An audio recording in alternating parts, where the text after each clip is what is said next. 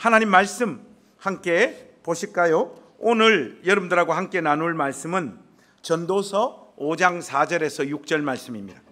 전도서 5장 4절에서 6절 말씀. 여러분들 우리 3절밖에 안 되니까 한 목소리로 우리 같이 이 말씀 읽었으면 좋겠습니다. 같이 읽겠습니다. 시작. 서원하였거든 갚기를 더디게 하지 말라. 하나님은 우매한 자들을 기뻐하지 아니하시나니 서원한 것을 갚으라. 서원하고 갚지 아니하는 것보다 서원하지 아니하는 것이 더 나으니 내 입으로 내 육체가 범죄하게 하지 말라. 사자 앞에서 내가 서원한 것이 실수라고 말하지 말라. 어찌 하나님께서 내 목소리로 말미암아 진노하사 내 손으로 한 것을 멸하시게 하랴. 아멘.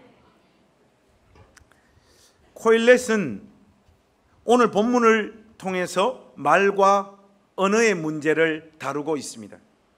참 어떤 분이 그래요. 목사님 코엘렛 하시는데 코엘렛이 뭐냐고. 이런 분들은 전도서 첫 번째 설교를 안 들은 분입니다. 그죠? 코엘렛은 전도서라고 하는 책을 기술한 복음 전도자, 전도서의 저자라고 할 수 있죠. 그 사람을 히브리어로 코엘렛이라고 이야기합니다. 이거는 누구나 다 아는데 혹시 모르는 분들 계시기 때문에 제가 이 부분들을 먼저 한 번 더 말씀을 드리겠습니다. 우리의 말, 우리의 언어를 통해서 얼마나 많은 문제가 우리가 사는 세상에 발생합니까? 교회에서 생기는 문제의 90%도 다 말 때문에 발생합니다. 서로에게 따뜻하게 말하고 권면하는 일들이 굉장히 중요한데 우리가 우리의 이 말로 하나님 형상대로 지음받은 사람들에게 상처를 안기는 일들이 굉장히 많죠. 그런 의미에서 설교 시작하는 이 초입에 우리가 서로와 서로에게 인사 한번 나누겠습니다. 옆에 사람 한번 쳐다보시고 이렇게 한번 이야기하세요. 입 좀 닫아라. 그렇게 이야기합니다. 했습니까? 우리는 말로 누군가에게 상처를 주고 신뢰를 깨트리고 심지어 하나님을 향해서도 우리의 언어로 방자히 행합니다. 그런데 우리가 우리 입술을 컨트롤하고 싶지만 이게 잘 컨트롤이 안 돼요. 시편 기자가 이 문제가 얼마나 힘들었으면 주여 내 입술에 파수꾼을 세우소서 이렇게 기도했겠습니까? 그런데 여기에 답이 있습니다. 우리의 말과 언어의 문제를 해결하는 최고의 방법은 하늘에 계신 하나님을 늘 기억하고 그분을 두려워하고 경외하고 그분 앞에서 사는 것입니다. 그때만이 우리가 우리의 입술을 컨트롤할 수 있습니다. 그것만이 우리가 우리의 입을 놀려 누군가를 아프게 하거나 내 이익을 위하여 거짓말을 하거나 하나님과 사람 앞에 과장된 말과 허세를 부리지 않는 삶을 살 수 있다 이 말이죠.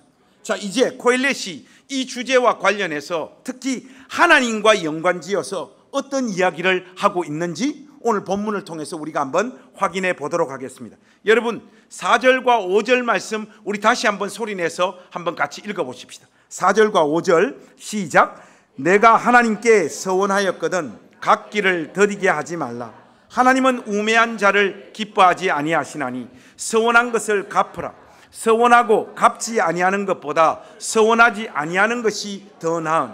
여러분 오늘 본문의 주된 메시지는 간단합니다. 하나님 앞에 서원한 것은 반드시 갚아라. 이것이 코엘렛이 외치는 핵심 메시지예요.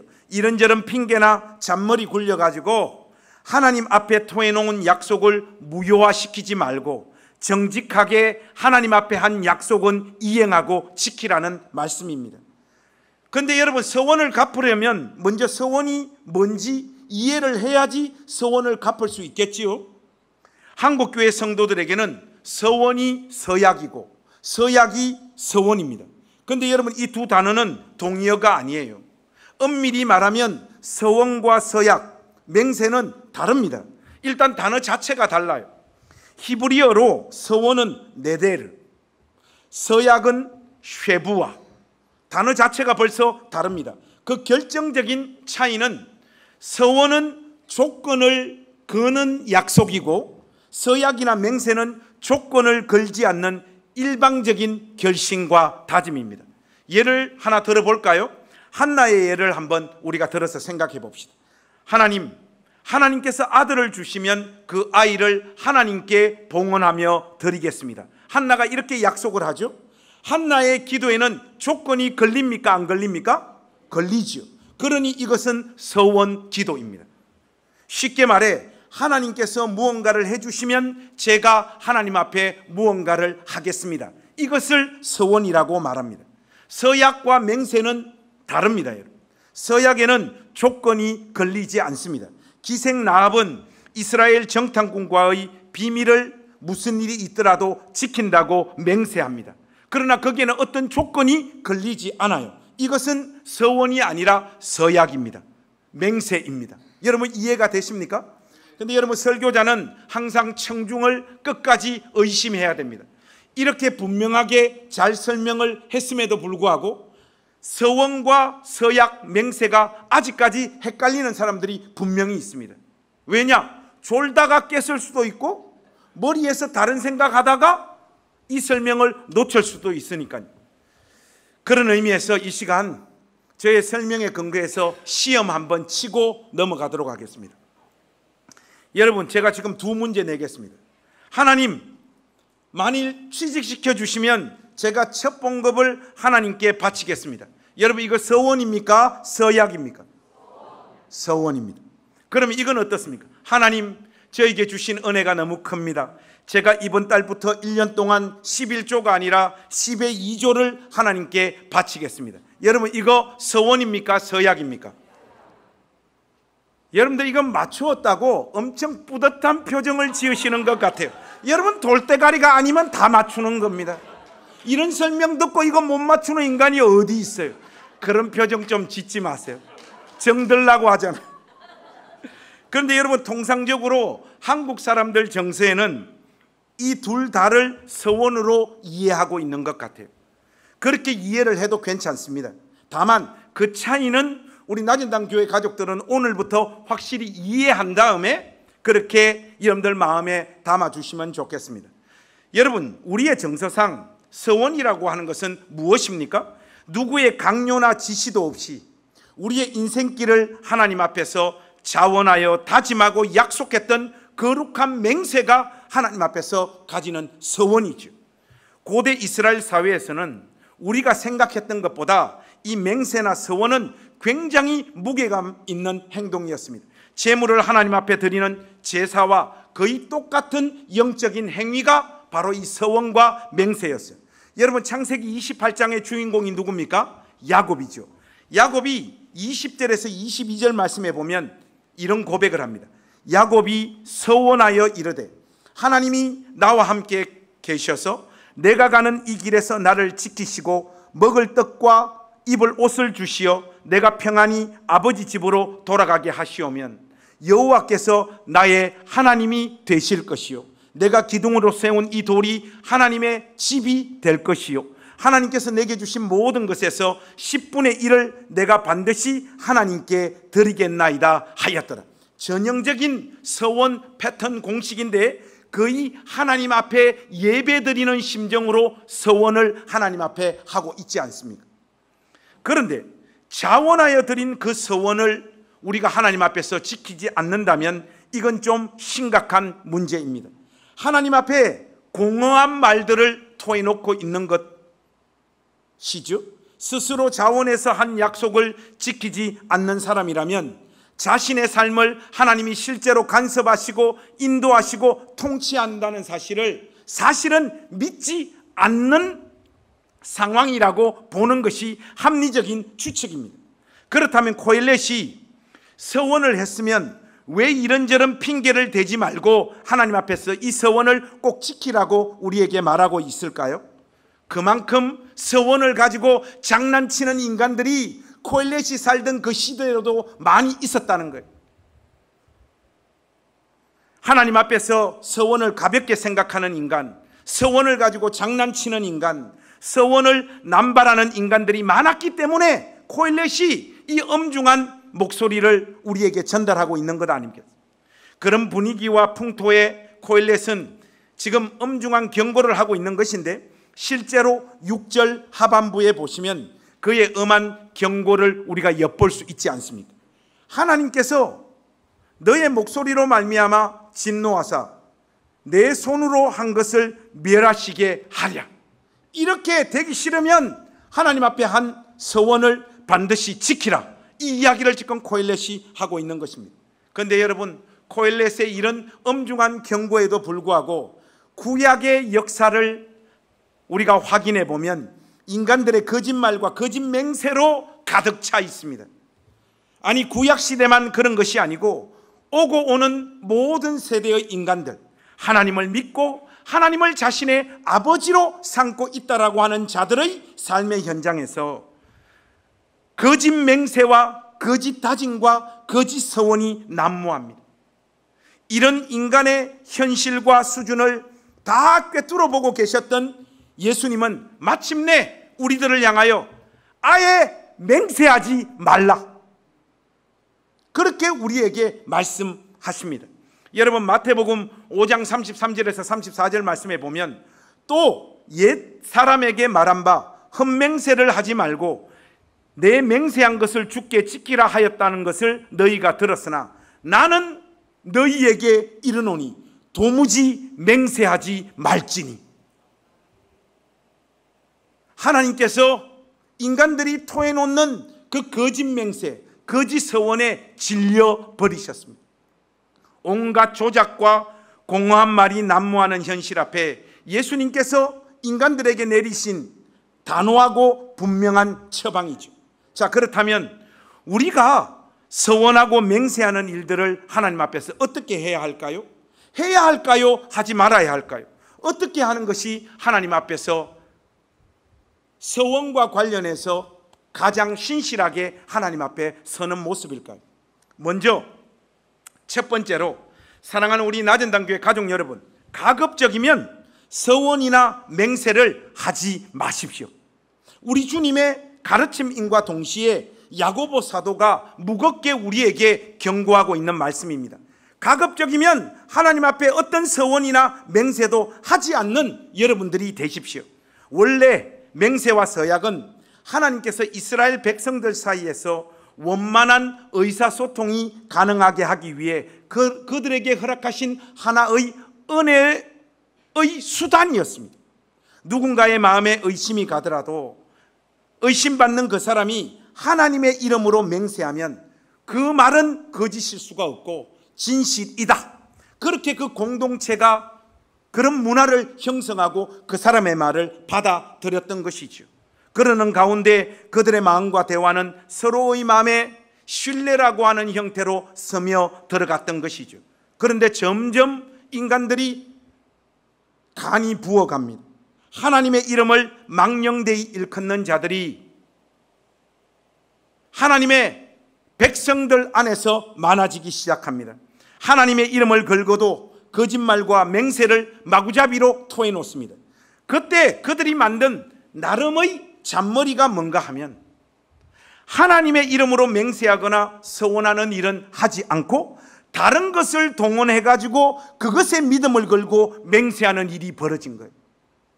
그런 다음 그들이 맹세를 지키지 않으면서 하는 변명이 무엇입니까? 나는 하나님 이름을 걸고는 맹세하지 않고 다른 데 이름을 걸고 맹세했기 때문에 어쩔 수 없이 이 맹세는 지킬 수 없게 되었다. 이렇게 나옵니다. 하나님의 말씀을 너무 잘 알아서 하나님 말씀을 피해가는 방법을 찾아낸 것이죠. 인간들이 이렇게 악한 존재들입니다. 예수님 당시 서기관들과 바리새인들은 하나님의 이름으로 거짓말하는 것이 하나님의 이름을 더럽히는 행동이라는 것을 알고 있었습니다. 그래서 그들은 하나님의 이름을 제쳐놓고 하늘, 땅, 예루살렘, 자기 머리를 그 순서대로 사용해서 자신의 거짓말을 진실이라고 맹세했던 것이죠. 우리 주님께서 그들을 향하여 다시 한번 못을 박습니다.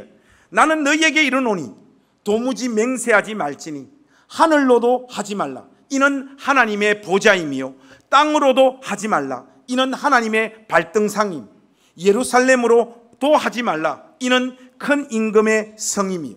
여러분, 예수님의 말씀은 이것입니다. 다른 것에 이름을 걸고 맹세하는 것도 하나님의 이름을 걸고 맹세하는 것과 똑같다는 말이죠. 하나님의 영역이 아닌 곳이 이 세상 어디에 있겠습니까, 여러분?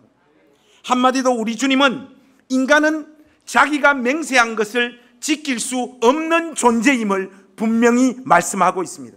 그래서 36절 말씀에 내 머리로도 하지 말라 이는 내가 한 터럭도 희고 금게 할 수 없습니다. 여러분, 이 말씀이 무슨 말씀이죠? 자기의 이름과 명예를 걸고도 하지 말라는 거예요. 어떤 분은 자기 말의 어떤 진정성을 표현하기 위해서 내가 이것을 하면 개다, 내가 이것을 안 하면 정말 고양이다, 뭐 이런 말들 많이 하잖아요. 그런데 여러분, 우리 주변에는 온통 개와 고양이 판이에요. 교회 안에도 개와 고양이들이 너무 많습니다. 다른 사람 욕할 거 없어요. 우리 중에는 자기 결심과 다짐을 지킬 수 있는 사람이 별로 없습니다.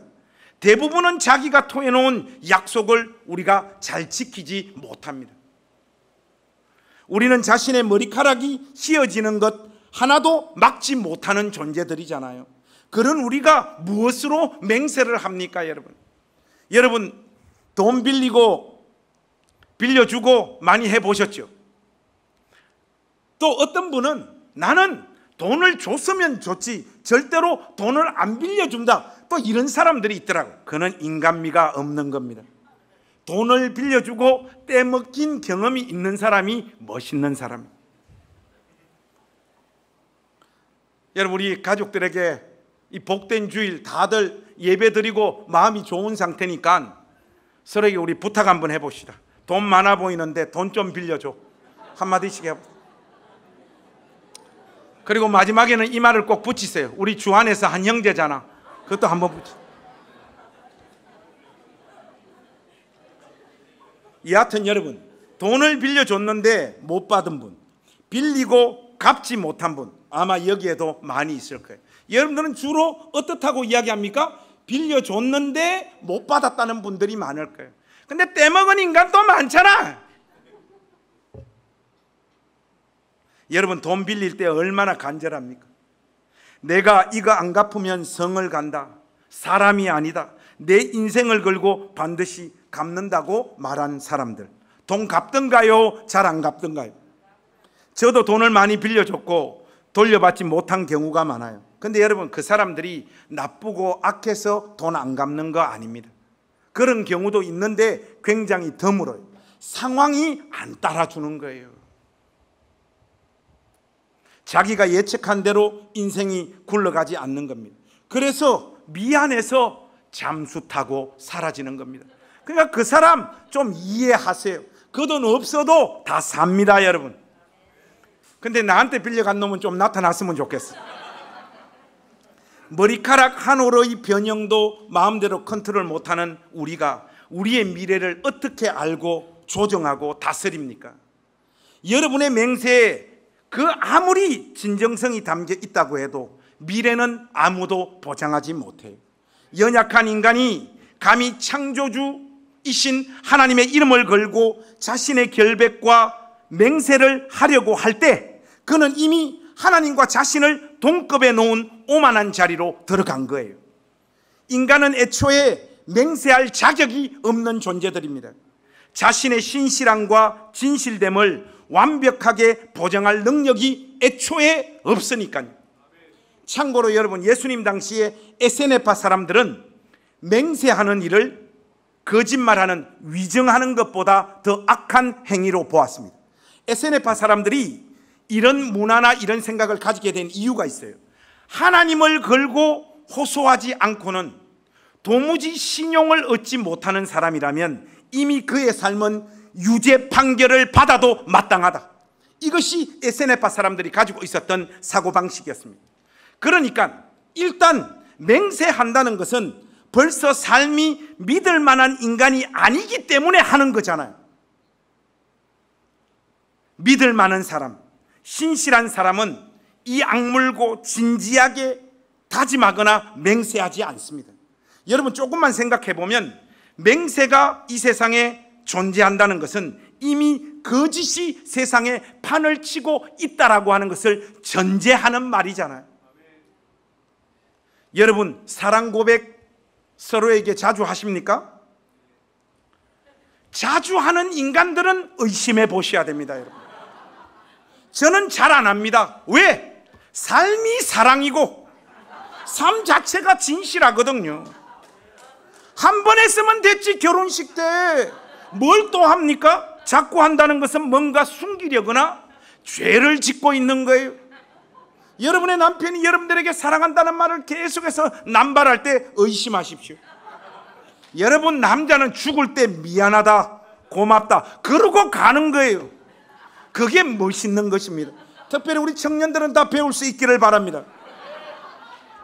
진짜 사랑하는데 뭘 또 사랑한다고 이야기를 해요. 여러분 자꾸 사랑한다는 말을 듣고 싶은 것은 불안해서 그런 거예요. 삶이 진실한 사람에게는 맹세가 필요하지 않습니다.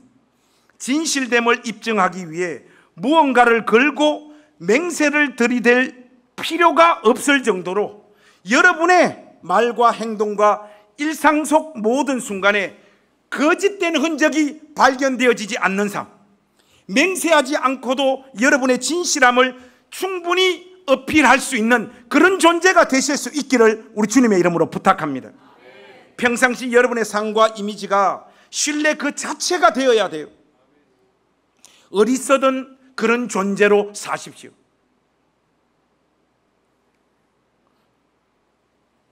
제가 여러분들에게 권사님 돈 좀 빌려주십시오 하면 빌려준다 안 빌려준다?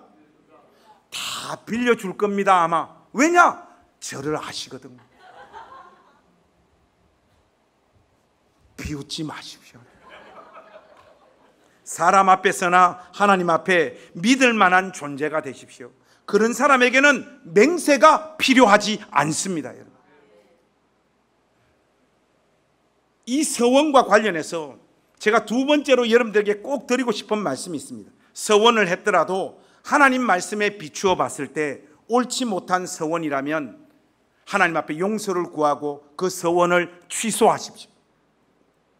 우리는 사사기에 나오는 입다의 이야기를 통해 경솔한 서원이 어떤 결과를 만들어내는지를 이미 잘 알고 있습니다. 입다는 자신의 서원을 취소하는 것이 맞았어요. 그러나 그는 딸을 드리는 일을 밀어붙여가지고 결국 비극의 주인공이 되고야 맙니다. 어떤 사람이 그래요. 목사님, 입다가 히브리서 11장의 믿음의 영웅 그 명단에 들어간 사람인데 그렇게 말해도 됩니까? 여러분, 입다가 믿음의 영웅이 된 것은 대적들과 믿음으로 싸우는 일에 있어서 정당한 일을 행했기 때문에 히브리서 11장의 명단에 들어간 것이지 서원한 것을 잘해가지고 그 명단에 들어간 사람은 아닙니다. 잘못된 서원, 그 서원을 실제로 감행하여 딸의 목숨을 끊은 것은 말도 안 되는 짓을 하나님 앞에 서원했고 그 잘못된 서원을 집행한 것입니다. 하나님은 인간의 목숨을 하나님 앞에 그렇게 죽여서 드리는 그런 행위를 기뻐하시는 분이 아닙니다. 이런 식의 잘못된 맹세를 하고 그것을 집행하는 사람들이 교회 안에도 의외로 많습니다.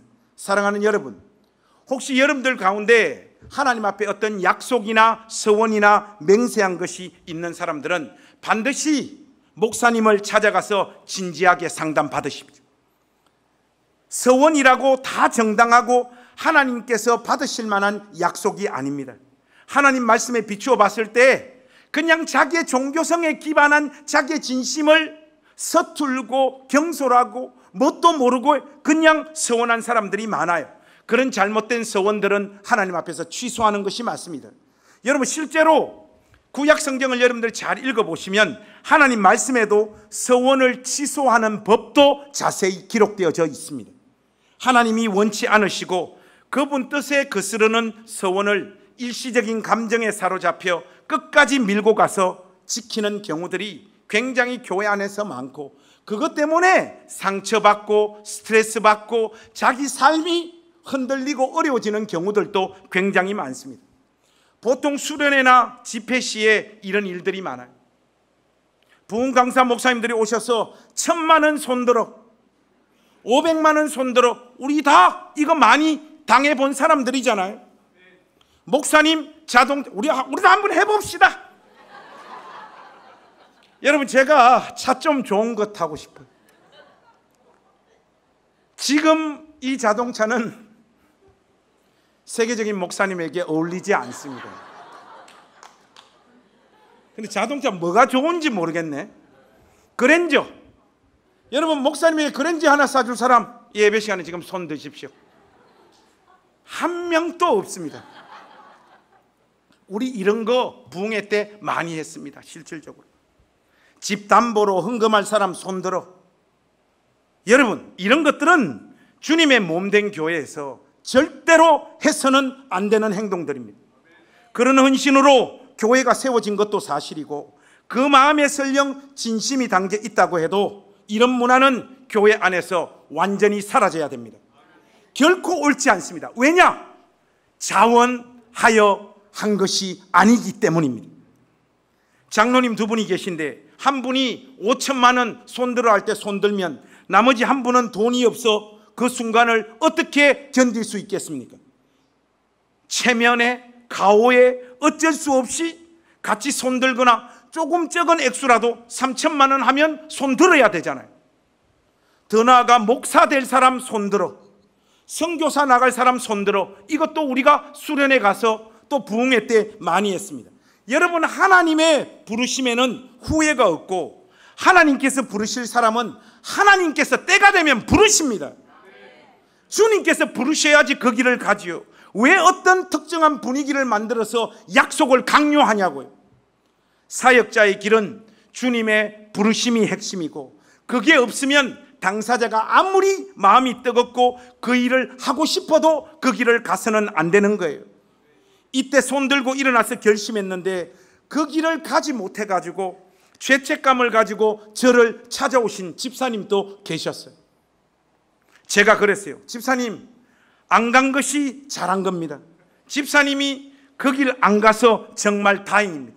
가셨으면 우리 한국교회 완전 조졌습니다.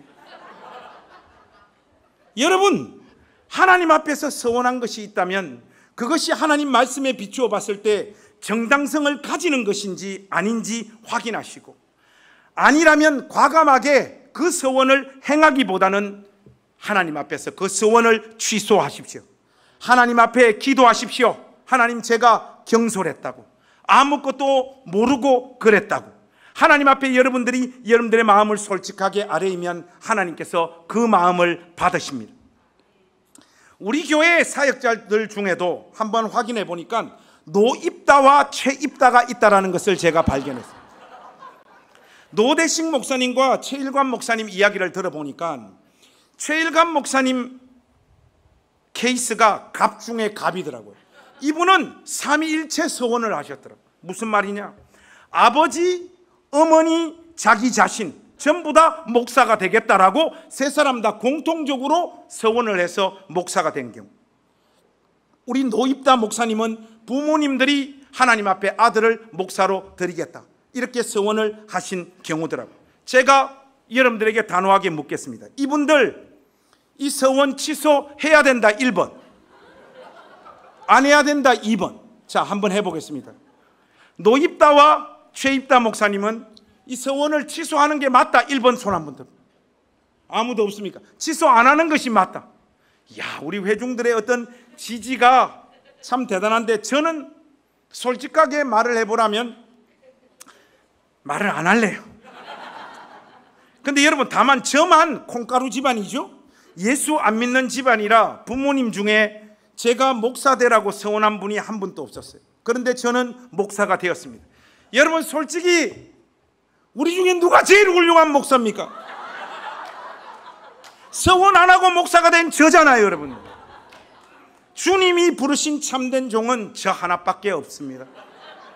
제가 이걸 언제 알았느냐? 다 근거가 있습니다. 이번 주에 알았어요. 이번 주에 코로나가 급증해서 금요 기도회를 취소했잖아요. 고심이 많았는데 코로나가 더 퍼지면 안 될 것 같아서 모임 취소하고 기도회 안 하는 것이 좋겠다, 그렇게 결정을 내렸는데 금요 기도회를 취소하니까 최입다 목사님이 제일 좋아합니다. 노입다 목사님은 감격해가지고 눈물까지 흘리더라고요. 저만 기도하지 못하는 그 안타까움 때문에 가슴이 아파서 오늘 이 주일날 강단에도 근근히 섰다는 거 아닙니까? 여러분, 긴 말 하지 않겠습니다. 잘못된 서원은 하나님 앞에 취소하는 게 맞습니다. 이 문제와 관련해서 사무엘상 25장에 가면 아주 인상적인 장면이 하나 나와요. 다윗과 그 자신과 자기 일행이 나발에게 굉장히 선하게 대했음에도 불구하고 나발이라고 하는 자가 다윗 일행을 돕지 않자 다윗이 완전히 격노하게 됩니다. 내가 그에게 속한 모든 남자 가운데 한 사람이라도 아침까지 남겨두면 하나님은 다윗에게 벌을 내리시고 또 내리시기를 원하노라, 이렇게 하나님 앞에서 맹세합니다. 우리식으로 말하면 나발과 그에게 속한 남자를 하나라도 남겨둔다면 내 손에 장을 지지겠다, 그 말을 하나님 앞에서 토해놓아요. 다윗이 남편 나발과 온 집안을 죽이러 온다는 소식을 전해 들은 아비가일이 다윗을 찾아와서 백배사죄하고 그의 화난 마음을 가라앉힙니다. 다윗이 아비가일에게 이렇게 말합니다. 또 너의 지혜를 칭찬할지며 또 내게 복이 있을지로다. 오늘 내가 피를 흘릴 것과 친히 복수하는 것을 네가 막았느니라. 정서상으로 보면 남자가 저 정도까지 말했다면 한 여자가 와서 사정해도 부하들 앞에서 자기의 체면을 지키기 위해서라도 또 하나님 앞에 맹세한 그 사실 때문에라도 자기 맹세를 집행하는 것이 맞지요. 그러나 다윗은 자신의 체면보다 화해와 평화를 택할 줄 아는 지혜와 그 신중함의 길로 자기의 삶을 드립니다. 자신의 성급한 맹세를 철회할 줄 아는 용기가 다윗에게 있었던 것이죠. 여러분들의 삶에도 이런 결단이 있을 수 있기를 주님의 이름으로 부탁합니다. 여러분의 체면, 여러분의 위신, 자존심, 이런 것 때문에 여러분들이 아무 생각 없이 하나님 앞에 토해놓은 약속이나 서원이 있다라면 하나님 앞에 회개하시며 그것을 용기 내어 철회할 수 있는 여러분들 되실 수 있기를 주님의 이름으로 부탁합니다. 무엇보다도 마지막으로 하나님 앞에 서원을 했다면 사랑하는 우리 낮은당 교회 가족 여러분, 그 약속을 지키십시오. 때때로 하나님의 은혜에 깊은 감사를 드리기 위해 우리 자신을 드리고 싶은 그 갈망과 소원들이 우리 안에서 생겨날 때가 있습니다. 잘못된 서원, 바르지 못한 서원, 이기적인 서원, 하나님과 거래하려는 마음에서 행한 서원은 우리를 허무함 속으로 몰고 들어가기 때문에 당연히 멈추어야 합니다. 그러나 하나님 앞에서 마음을 담아 한 약속이라면 지키십시오.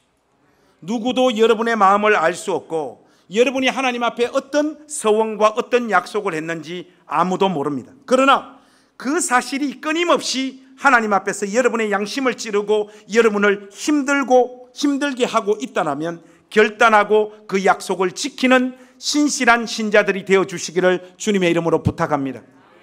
여러분에게 지금 당장은 어려움을 안기고 창피하게 만들고 굉장한 감정 소비를 하게 만든다고 하더라도 그 약속은 지켜야 합니다. 영성은 습관입니다. 여러분이 하나님을 대하는 태도는 반드시 사람을 대하는 태도에 영향을 미칩니다. 눈에 보이지 않는 하나님 앞에 토해놓은 약속도 안 지키는 사람이 하나님 형상대로 지음받은 사람에게 토해놓은 약속을 어떻게 신실하게 지키겠어요? 순간을 모면하고 그 당시의 어려움을 잔머리와 말장난으로 넘어가려 할 뿐 인생을 걸고 긴 시간 속에서 믿을 만한 관계를 이런 사람들은 절대로 사람 사이에서 맺거나 형성하지 못합니다.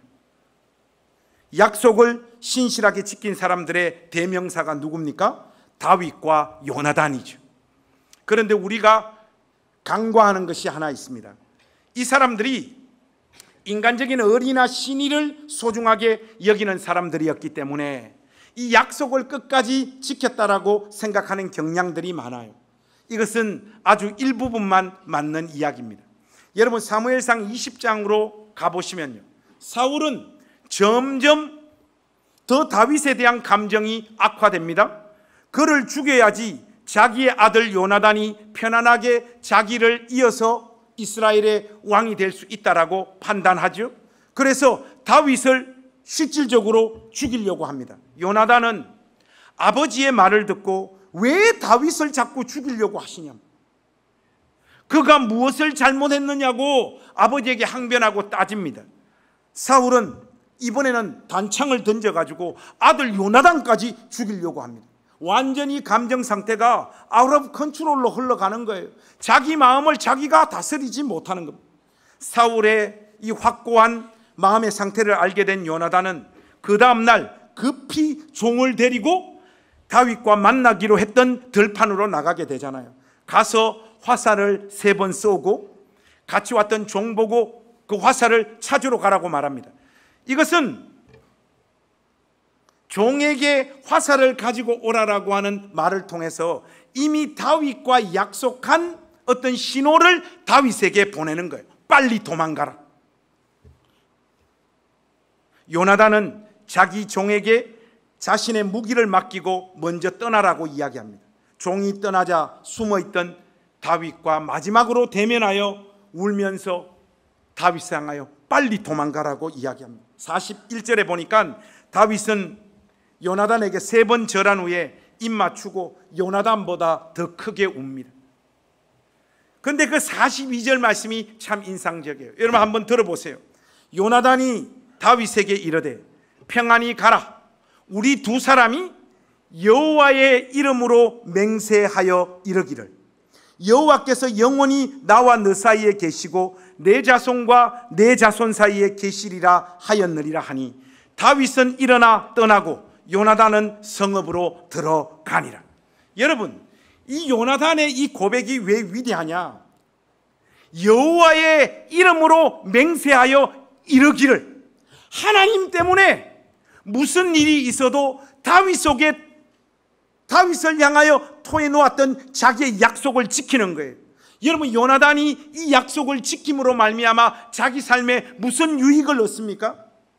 요나단은 이 약속을 지키기 위해 자기가 왕이 될 기회를 포기합니다. 자기의 목숨이 흔들릴 수 있습니다. 자기에게 지금 당장 아무런 유익도 없습니다. 그렇게 약속을 지켜 자기가 살아생전에 다윗에게 그 어떤 은혜나 도움도 입지 못합니다. 그래도 하나님 앞에서 한 약속이기에 요나단은 신실하게 이 약속을 지킵니다. 여러분, 이게 하나님을 경외하고 하나님을 두려워하는 모습이에요.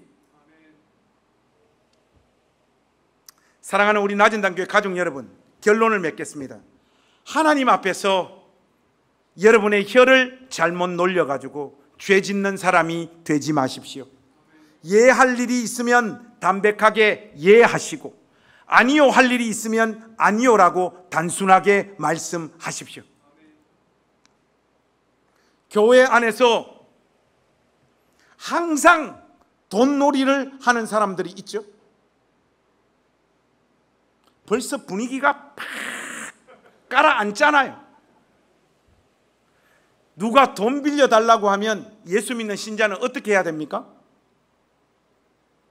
빌려줄 돈이 있으면 내가 돈이 있으니까 빌려줄게, 그렇게 말하는 겁니다. 그런데 빌려줄 돈이 있으면서도 우리는 어떻게 이야기합니까? 없다, 이렇게 이야기. 여러분, 이것은 하나님과 여러분의 양심을 속이는 겁니다. 그러면 여러분 교회에서 누가 돈 빌려달라고 하면 다 빌려줘야 됩니까? 그게 아닙니다. 권사님, 집사님 돈 좀 빌려주십시오 하면 싫다, 그렇게 말하면 되는 거예요. 단순하게 말을 하시라고요. 단순하게. 왜 자꾸 거짓말을 하십니까?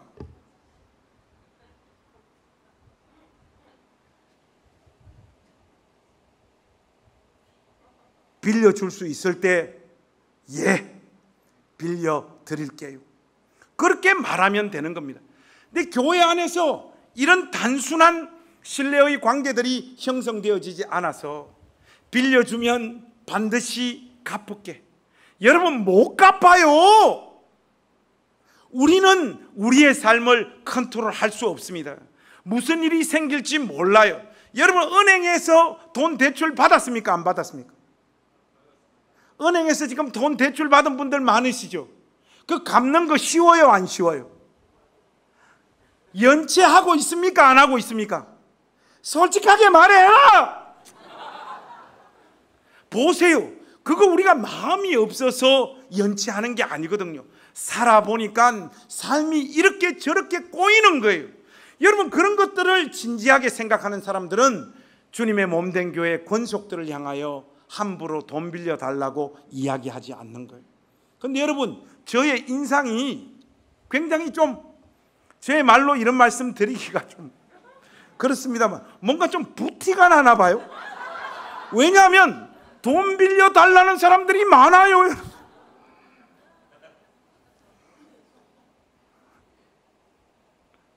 참 난감해요. 어떻게 해야 될지. 사랑하는 우리 나전당교회 가족 여러분, 담백하게 예할 일에는 예하시고 아니요 할 일이 있으면 아니요라고 말하십시오. 그러나 아니요라고 말할 때는 최대한 얼굴 표정과 말투를 부드럽게 하십시오. 한번 지금 다 같이 따라서 하겠습니다. 아니요. 자, 다 같이 해보겠습니다. 시작. 그렇게 하셔야 됩니다. 그 사람 마음 가운데 상실감과 아픔이 새겨지지 않도록 따뜻하고 부드럽게 이야기하십시오. 그러나 여러분들이 짊어질 수 있고 감당할 수 있을 것 같으면 이런저런 핑계 대지 말고 형제의 형편과 아픔에 용감하게 동참할 수 있는 여러분들 되실 수 있기를 주님의 이름으로 부탁합니다. 사랑하는 여러분, 급할 때 하나님의 이름을 이용하여 여러분의 삶을 증명하려 하지 마시고 여러분의 평상시의 삶에서 신뢰와 믿음을 주는 말과 행동을 하시고 말한 그대로 살아내는 나전당 교회 가족들이 되실 수 있기를 주님의 이름으로 부탁합니다.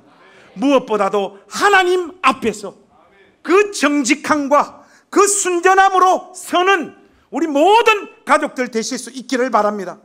여기서 우리가 함께 모여서 주를 섬기는 동안 서로와 서로를 향하여 무엇보다도 하나님 앞에서 하나님께서 우리를 보실 때 믿을 만한 신실한 존재로 하나님 앞에 서는 저와 여러분이 되기를 원합니다. 이거 진짜인지 구란지 모르겠는데 어떤 스웨덴 어떤 왕인가 총리인가 취임을 하는데 거기도 뭐 취임을 하면 그 뭐 높은 분 대법원장 앞에서 성경에 손을 얹고 취임을 해야 되는데 이 뭐 총리가 그랬대요.